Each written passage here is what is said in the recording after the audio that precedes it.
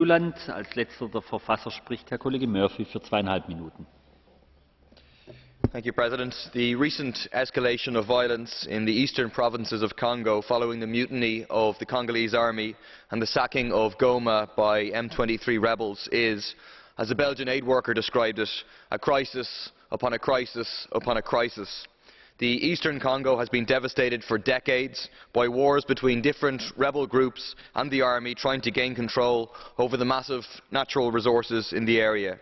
Neighbouring countries conduct proxy wars by supporting various rebel groups in a bid to increase their influence and reap the profits. All rebel groups, together with the army, have engaged in gruesome human rights violations and terror tactics, including organised sexual violence on a massive scale. It is estimated that at least 48 women are raped in the country every single hour, adding up to a horrible 1,152 women a day. An estimated 5.4 million people have died as a result of these brutal wars since 1998.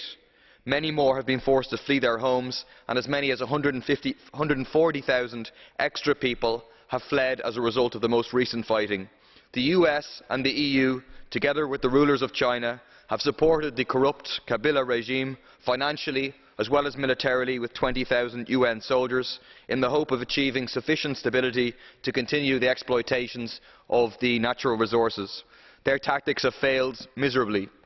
Side by side with desperate poverty, with a GNI per capita of less than $1 per day, is the potential for this to be one of the most richest areas in the world because of the enormous natural resources that are present.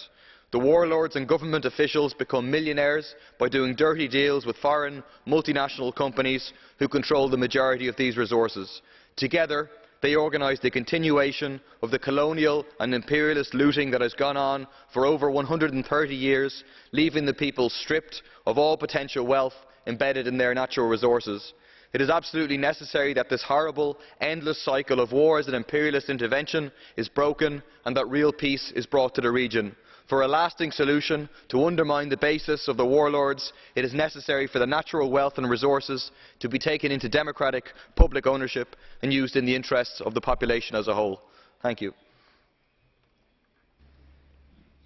Vielen Dank, Herr Kollege Murphy. Nun folgen die Redner im Namen der Fraktionen. Es beginnt Herr Kollege Posselt für 1 Minute. Herr Präsident!